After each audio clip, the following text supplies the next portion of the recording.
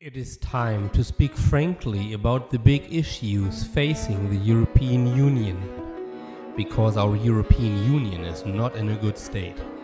There is not enough Europe in this union, and there is not enough union in this union. We have to change this, and we have to change this now.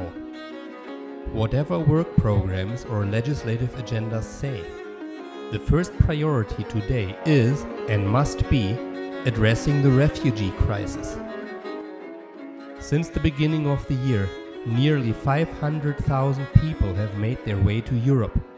The vast majority of them are fleeing from war in Syria, the terror of the Islamic State in Libya, or dictatorship in Eritrea. The most affected member states are Greece, with over 213,000 refugees, Hungary with over 145,000, and Italy with over 115,000. The numbers are impressive. For some, they are frightening. But now is not the time to take fright. It is time for bold, determined, and concerted action by the European Union, by its institutions, and by all its member states. This is first of all a matter of humanity and of human dignity, and for Europe it is also a matter of historical fairness. We Europeans should remember well that Europe is a continent where nearly everyone has at one time been a refugee. Our common history is marked by millions of Europeans fleeing from religious or political persecution, from war, dictatorship, or oppression.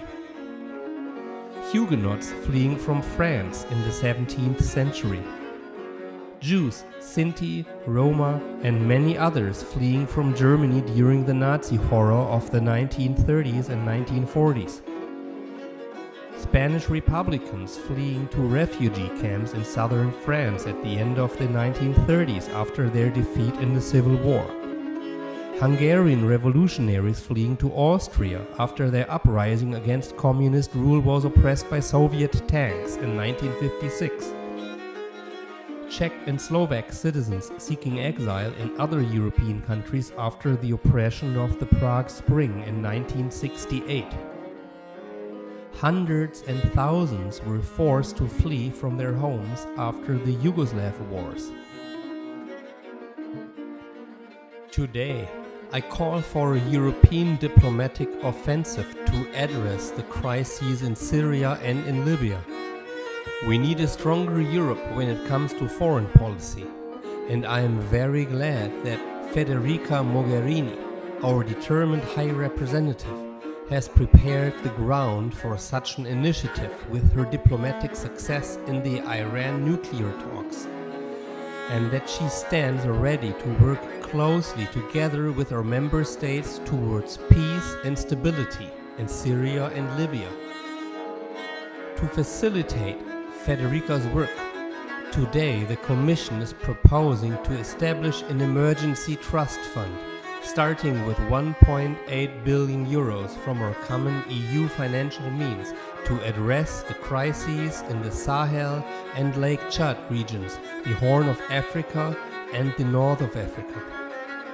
We want to help create lasting stability, for instance by creating employment opportunities in local communities, and thereby address the root causes of destabilization, forced displacement and illegal migration.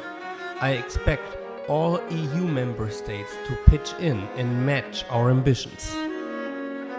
I do not want to create any illusions that the refugee crisis will be over anytime soon. It will not. But pushing back boats from piers, setting fire to refugee camps, or turning a blind eye to the poor and helpless, that is not Europe. Europe is the baker in Kos, Greece, who gives away his bread to hungry and weary souls. Europe is the students in Munich and in Passau, Bavaria, who bring clothes for the new arrivals at the train station. Europe is the policeman in Austria who welcomes exhausted refugees upon crossing the border. This is the Europe I want to live in.